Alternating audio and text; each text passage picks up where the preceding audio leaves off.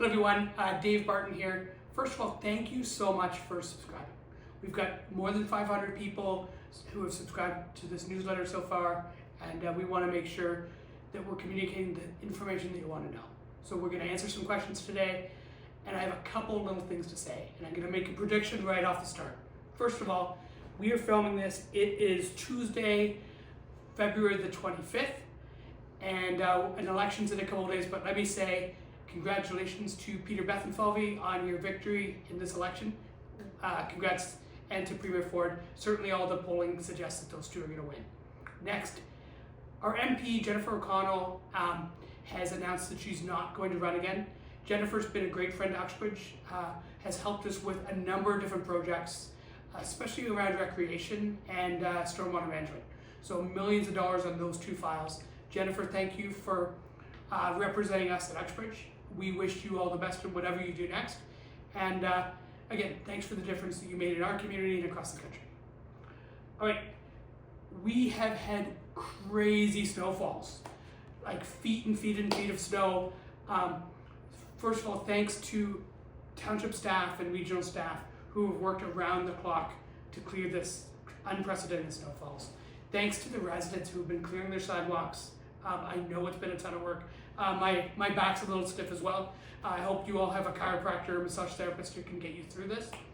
But thanks for all that. We are doing our best to clear snow off regional roads and to make sure all of our fire hydrants are clear. So we will continue to work on that. Okay, next let's jump into the questions that we had from last time. Jen. The first one is about the animal shelter. Okay, so the first question is about the animal shelter and where we're at. There was the new animal shelter committee raised about $700,000 towards that project, and we've been working on a path forward to get that done. There was an extremely generous individual who left us a huge amount of money, over $1 million in their estate for this project, which has got things rolling again. Originally, this project was supposed to cost about $1 million. Is what the committee anticipated. Now that we're partway through the design phase, it's going to be over $3 million to build this, and we should have a report on the council agenda in the next couple of weeks on sort of how we're going to move forward. But the goal is to break ground this year in 2025 during the construction season. So just hang on, you're going to hear more in the very near future. Next question is about the culverts.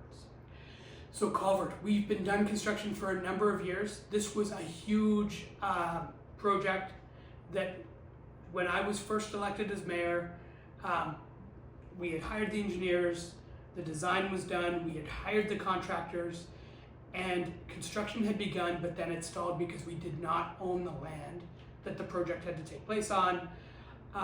We purchased the land at the Circle K, we got construction going, things moved fairly well. Then we hit a pandemic, so there was a lot of bumps in that project. We have, there was some settlement on buildings, there's some legal action from a number of different parties, including our contractor, our engineer, and a number of landowners in the area. The vast majority of that litigation is done. We have been waiting for some final signatures for about 18 months on that to try and get this deal done, but all indications are that we are very, very close. So hopefully in the next month or so, we will have some good news on where we're at, what the total costs are, and what is next. I do encourage you to Google My Uxbridge Downtown. We talked about it during the last video to see what our plans are for the downtown. We're doing an RFPI situation to determine what the downtown's going to look like. But look at My Uxbridge Downtown; it'll give you a ton of information. And if you're a developer and you're interested in purchasing some land and developing downtown Uxbridge, you can also find all the links there. Next. Wintertime ice skating trails and summertime roller skating trails. Again, really good question.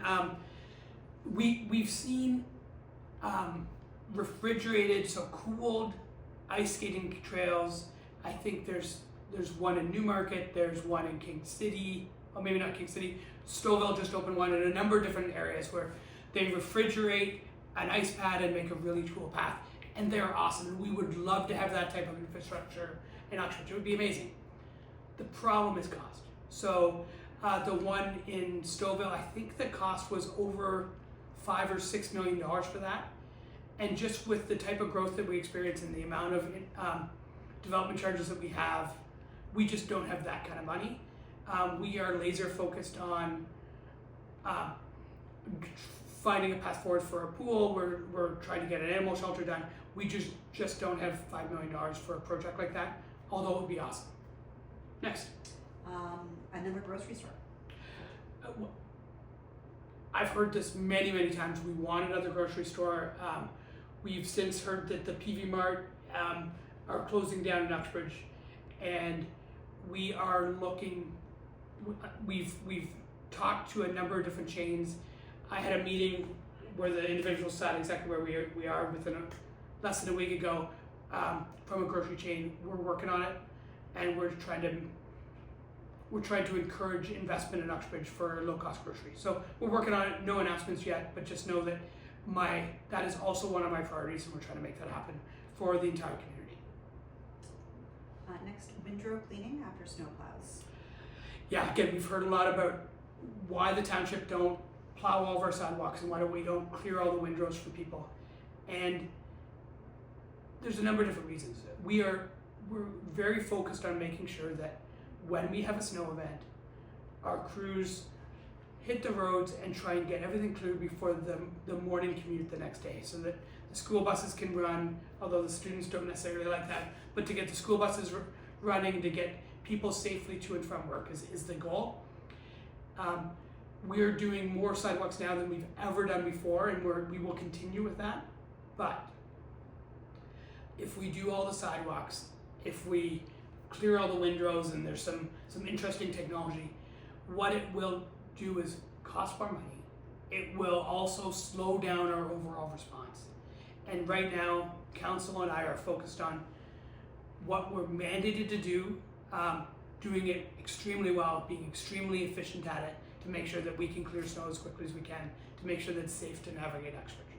Everything else is sort of a nice to have, and I've had some conversations with members of council on ways that they think we can do more, and we will continue to listen to people. We're going to listen to the community and find ways to do more with less.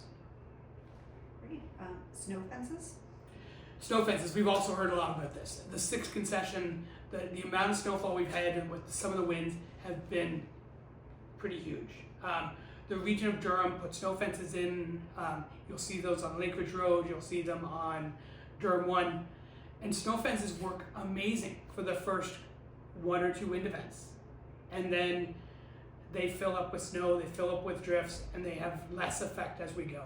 With the type of wind and snow that we get on the 6th concession, they would have a very limited effect on us. The other thing to keep in mind, the region have about 30x our budget, and they have far less roads to do. We would have to do snow fences on the 6th concession, on parts of the 7th concession, on the 5th, the 3rd. We have about 708 kilometers of roads to do, so that we might end up with 100 kilometers of snow fencing.